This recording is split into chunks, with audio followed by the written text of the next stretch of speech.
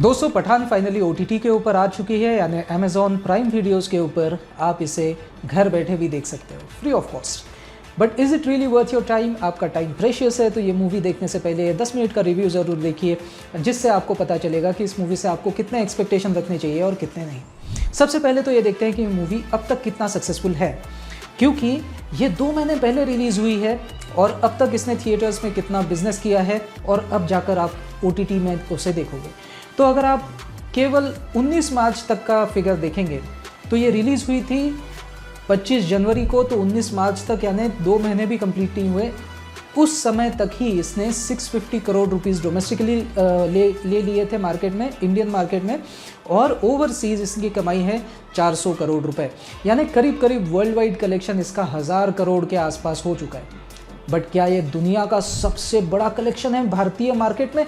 जी नहीं, बिल्कुल नहीं। भारतीय मूवीज़ इससे भी ज़्यादा चली है, जैसे कि अगर आप दंगल देखें तो दंगल ने भारत में 500 करोड़ का बिजनेस किया था, ओवरसीज़ 1500 करोड़। सो ओवरसीज़ वो 3 गुना ज़्यादा चली और इसके वजह से भारतीय मार्केट में अगर देखेंगे, डोमेस्टिक मार्केट में तो भले ही दंगल को पठान पछाड़ चुकी है, लेकिन ओवरसीज़ मार्केट में, आउट ऑफ इंडिया मार्केट में पठान केवल 400 करोड़ कमा चुकी है और दंगल 1500 करोड़ कमा चुकी है। तो दंगल काफ़ी आगे है ओवरसीज़ मार्केट में।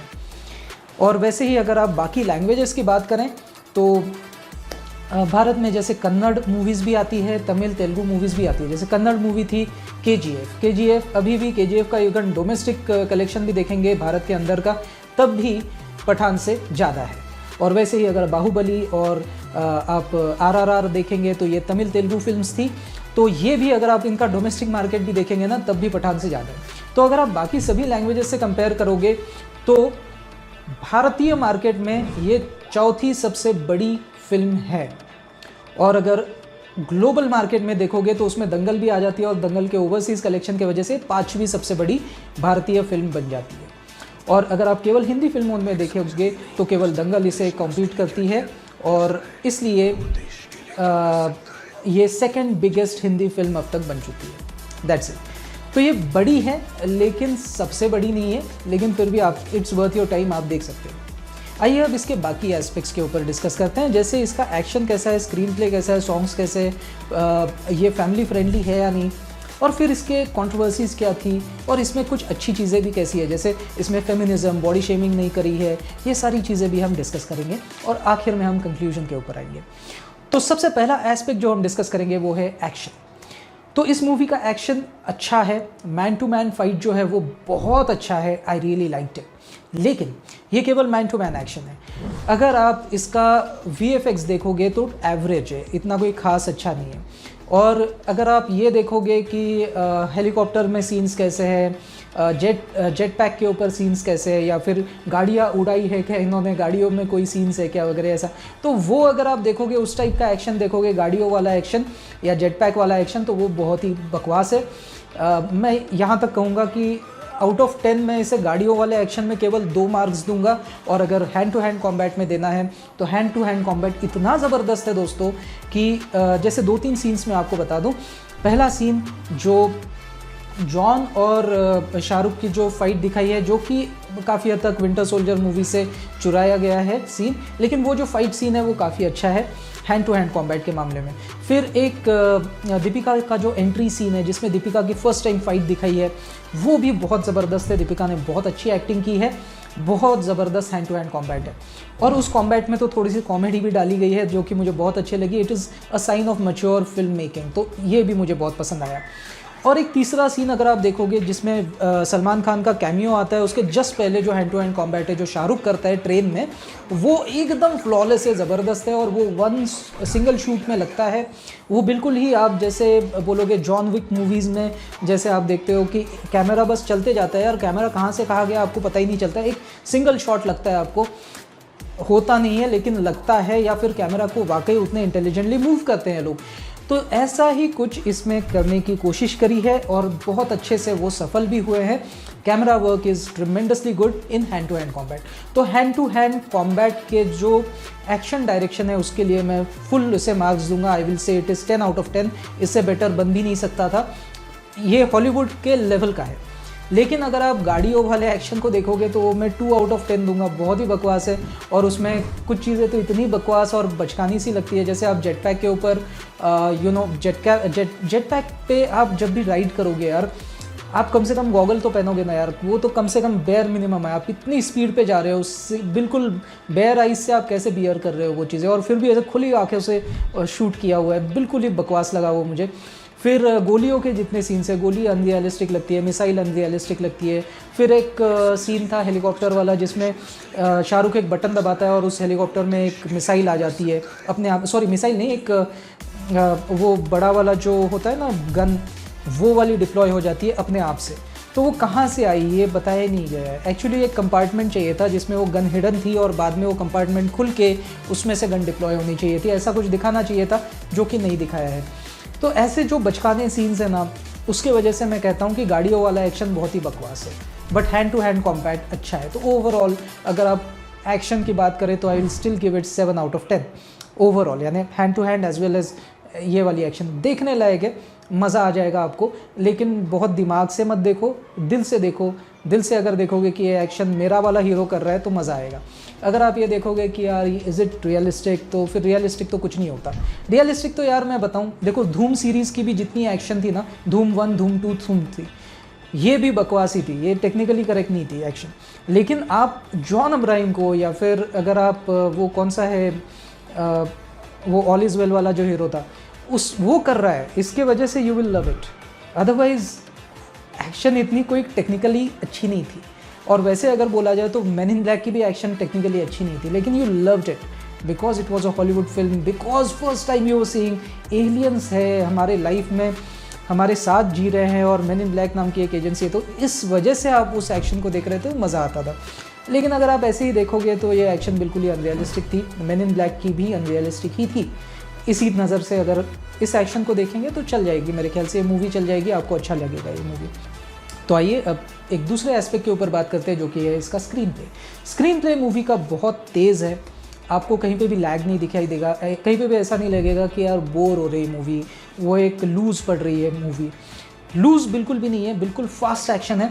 और इवन इसके सॉन्ग्स में भी कहानी आगे बढ़ती है, बेशरम रंग में भी कहानी आगे बढ़ती है, तो अच्छा लगता है। यानी गाने ऐसे ही फिजूल में डाले हुए नहीं है। वैसे भी तो 3 गाने हैं, गिनती के 3 गाने हैं, उसमें से भी एक गाना उन्होंने आखिर में दिया है, क्रेडिट्स में वो गाना है, वो झूमे जो पठान, वो एकदम आखिर में है, ठीक है। तो 2 ही गाने हैं बिल्कुल पिक्चर में, और वो दोनों ही गाने बहुत अच्छे हैं, मुझे अच्छे लगे।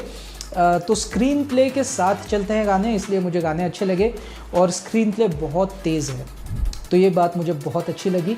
इसमें मैं दूंगा इसे 8 आउट ऑफ 10। इससे भी तेज़ हो सकता था यार, बट देखो अगर आप बॉर्न अल्टीमेटम देखोगे तो उसका स्क्रीन प्ले भाई कितना फास्ट है, बॉर्न पूरी सीरीज़ ही कितनी फास्ट है, उसके कंपैरिजन में थोड़ी स्लो पड़ सकती है, लेकिन ठीक है यार, एक इंडियन मूवी के स्टैंडर्ड के हिसाब से ये बहुत ही अच्छा स्क्रीन प्ले था, मुझे अच्छा लगा।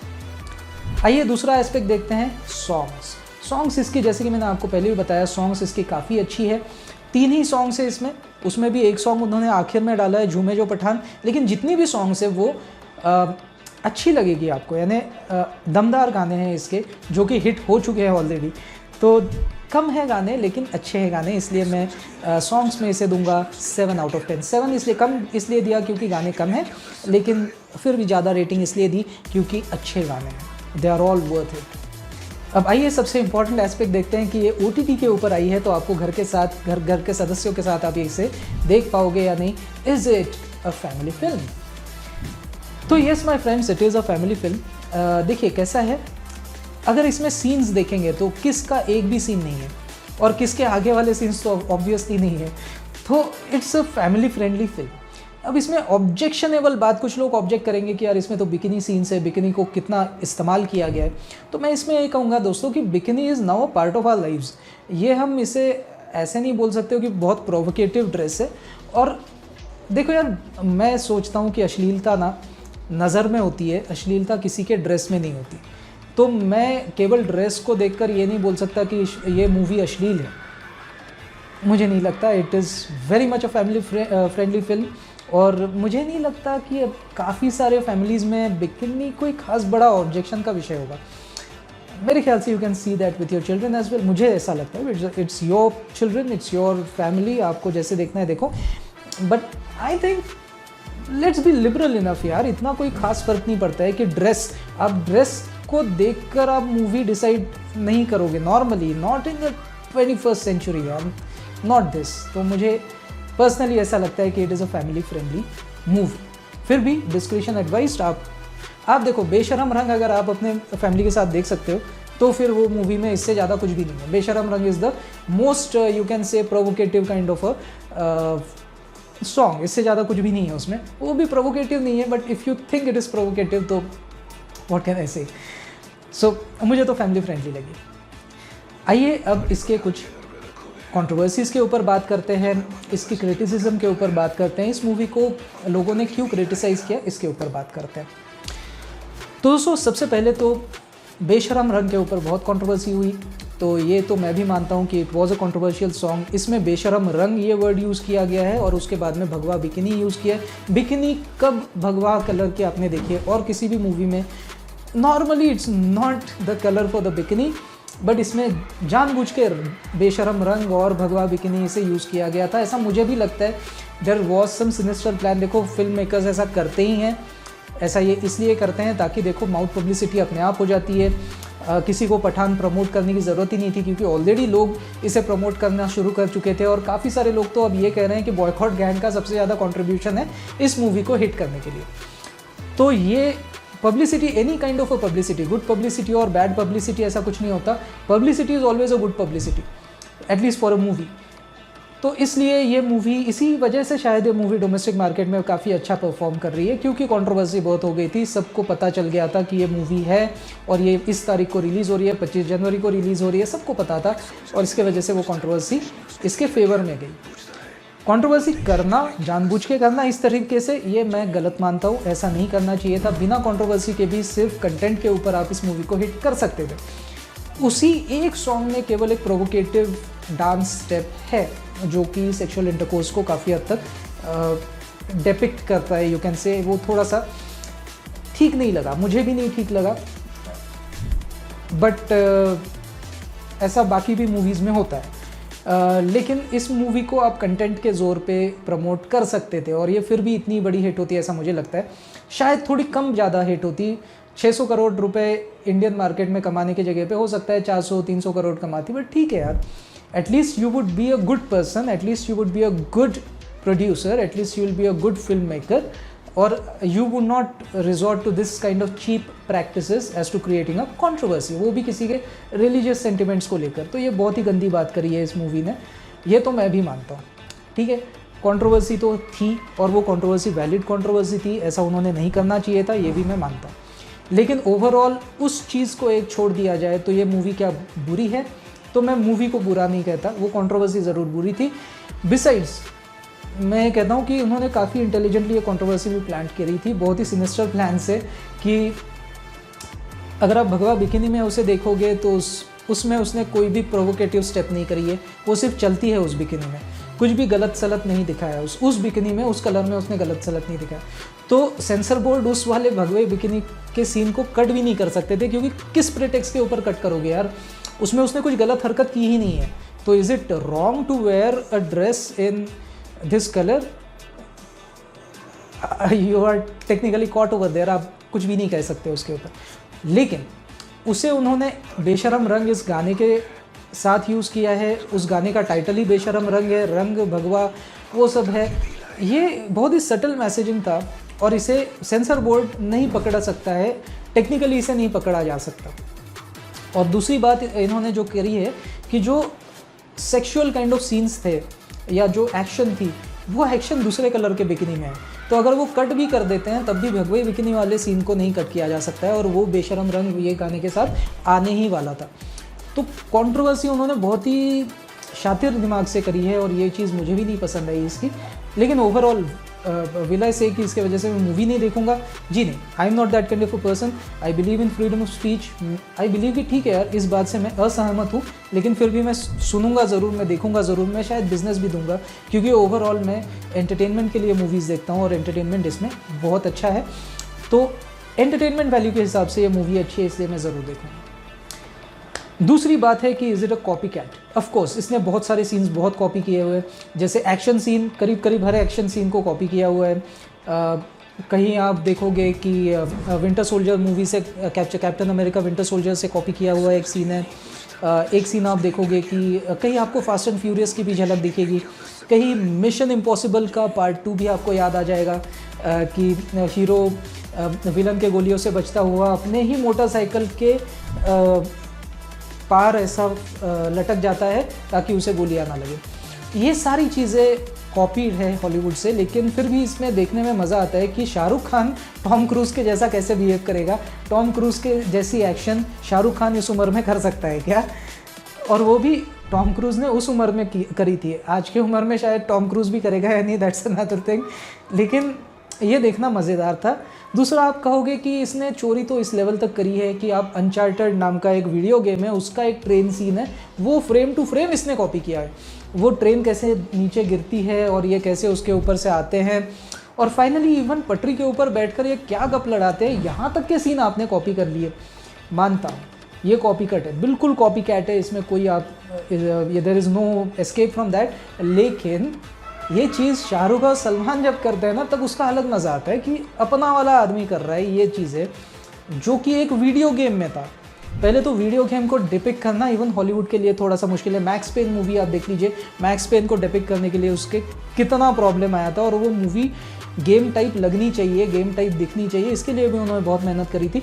तो वही चीज़ अगर बॉलीवुड करता है तो उसमें क्रेज़ होती है, वो देखने में मज़ा आता है कि भैया ये चीज़ अगर शाहरुख सलमान करेंगे, अपना बॉलीवुड वाला कोई करेगा तो कैसा लगेगा। तो इस हिसाब से भी ये मूवी मुझे ठीक लगती है। I won't boycott the movie just for that कि यार इसने कंट्रोवर्सी या फिर कॉपी कैट किया है, कोई फ़र्क नहीं पड़ता यार।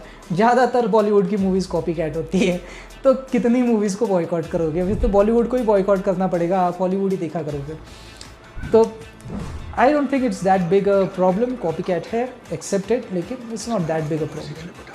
अब आते हैं कुछ अच्छी चीज़ों के ऊपर कि इस मूवी में क्या ऐसा है जो बिल्कुल स्पेशल लगा मुझे, जो और किसी भी मूवी में नहीं है।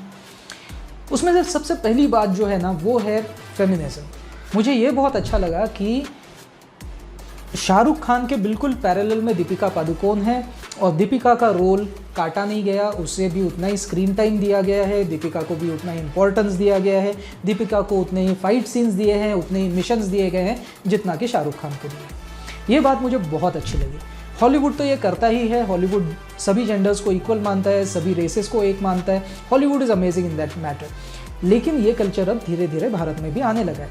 आपको कुछ साल पहले की बात बता दूं, एक फैंटम नाम की मूवी आई थी जिसमें कैटरीना कैफ ने भी ऐसी एक्शन करी थी। उसके बाद में अभी रिसेंटली कंगना रनौत ने भी ऐसी एक्शन करी है। मेन लीड रोल में कई बार कंगना रनौत होती है, खुद एक फीमेल एक्टर लीड रोल में होती है। ये एक अच्छी शुरुआत है। हॉलीवुड कई जनरेशन हमारे से आगे है, वो मानता हूँ मैं, they are much more liberal as compared to us, लेकिन हमारे सोसाइटी में भी एक बहुत वेलकम चेंज हुआ है, और ये बात मुझे बहुत अच्छी लगी। दीपिका पादुकोण को इसमें जितना इंपॉर्टेंस दिया है, ऑफ कोर्स वो इंपॉर्टेंस शाहरुख से ज़्यादा नहीं दिया जा सकता था, क्योंकि she was an ISI agent. ISI को रॉ से ज़्यादा बड़ा बता देना ये तो गलत होता ना भैया, ये तो टेक्निकली गलत है, दिखाना ही नहीं चाहिए ऐसा। ज़्यादा से ज़्यादा भाई इक्वल बता दो, इससे ज़्यादा नहीं। तो जो बताया है मैक्सिमम लेवल तक उसे अपलिफ्ट करके इसमें एक वुमेन एम्पावरमेंट वाला या फेमिनिज्म वाला एंगल ज़रूर है। मुझे बहुत अच्छी मूवी लगी। ऐसी बॉलीवुड में बाकी भी मूवीज़, जैसे माय नेम इज़ शबाना, ऐसा कुछ मूवी आया था शायद, तो all these are good movies, female centric movies, लेकिन इसमें अल्ट्रा फेमिनिज्म भी नहीं है, यानी females are better than all the other genders, ऐसा भी नहीं है, और male gender is better than all the other genders, ऐसा भी नहीं है। All the genders are equal, basically ये है, ऑल जेंडर्स मैटर। और यही बात मुझे मैटर करती है कि इक्वालिटी है, जितना फेमिनिज्म दिखाना उतना ही फेमिनिज्म दिखाया है। I loved it. इतना फेमिनिज्म होना चाहिए और इतना ही फेमिनिज्म होना चाहिए, ये मैं इसके ऊपर फाइनल वर्डिक्ट दूंगा। तो it's a very good movie, very nice stand. Second, इस मूवी का बहुत अच्छा स्टैंड ऐसा है कि इसने बॉडी शेमिंग नहीं करी है, यानी आपके एक्टर्स फिजिकली फिट हो सकते हैं, वो बात ठीक है, लेकिन आपके एक्टर्स को कभी भी ये नहीं बताया गया है कि ये बहुत ही फेयर एंड लवली है। इससे पहले कई सारी इंडियन मूवीज़ ही ऐसी आई है जिसमें इंडियन एक्टर्स को, यानी मेल या फीमेल कोई भी एक्टर, लेकिन इंडियन एक्टर्स को ही उनकी स्किन को फेयर बना, डिजिटली उनके स्किन को फेयर बनाया है या लाइट इफेक्ट की वजह से उनको फेयर बनाया है और वैसे दिखाया है। तो ये थोड़ा सा गलत है। ये फेयर एंड लवली कल्चर जो इंडिया में है वो एक्चुअली गलत है, और इस मूवी में ये फेयर एंड लवली कल्चर बिल्कुल भी नहीं है। इसमें तीनों ही एक्टर्स को, यानी शाहरुख, दीपिका और जॉन अब्राहम को उनके रियल स्किन टोन्स में दिखाया गया है, जो कि बॉलीवुड में थोड़ा सा रेयर है। ऐसा बहुत रेयरली होता है कि एक्टर्स को डिजिटली उनका टोन लाइटर नहीं किया जाता, और ये मुझे बहुत अच्छी बात लगी। दीपिका किसी भी स्किन टोन में हो, दीपिका है, इसके वजह से वो सुंदर लगती है, इसके वजह से वो बोल्ड एंड ब्यूटीफुल लगती है।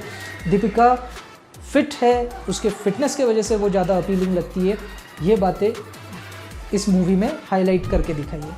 ये बात नहीं हाईलाइट करी है कि दीपिका कितनी फेयर एंड लवली है और उसके वजह से सुंदर दिखती है। No, there is beauty in every skin tone which is very well highlighted in this movie. अब फाइनली मैंने इसकी बुरी बातें भी बताई, मैंने इसकी अच्छी बातें भी बताई, तो आपको ये देखनी चाहिए है।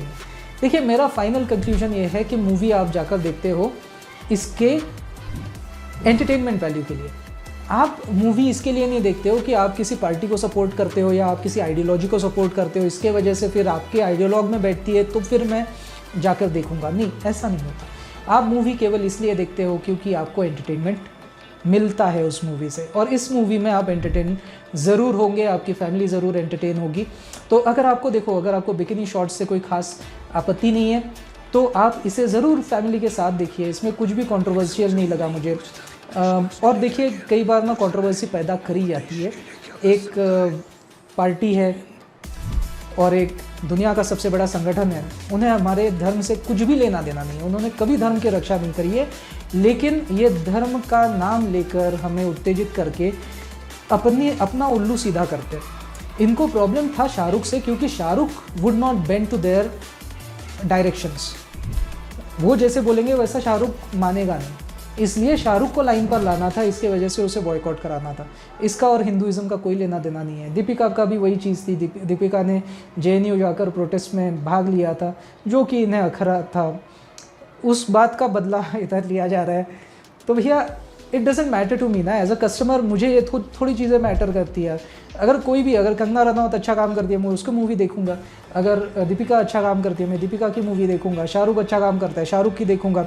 अगर वो कौन सा है वो इंटरव्यू लेने वाला, वो है ना यार, अक्की अगर अच्छा काम करेगा तो मैं अक्की की देख लूँगा मूवी। इट डजेंट मैटर कौन अच्छा काम करे, जो भी अच्छा काम करेगा मैं उसकी मूवी देखूँ। इस मूवी में ठीक ठाक है यार, कॉपी कैट है मानता हूँ, लेकिन एंटरटेनमेंट वैल्यू भर भर के है, तो आप देख सकते हो। और फास्ट है, छोटी सी मूवी है, अच्छा लगा मुझे। और थोड़ा सा हॉलीवुड के आसपास जाने का हमने कोशिश करी है, उनके लिबरल वैल्यूज़ भी हमने आत्मसात करने की कोशिश करी, मुझे अच्छा लगा। Overall it's a good start, मुझे अच्छी लगी है मूवी। केवल एंटरटेनमेंट वैल्यू के लिए मैं इसे ज़रूर देखूँगा। Until next time, this is Amit signing off. जय श्री राम।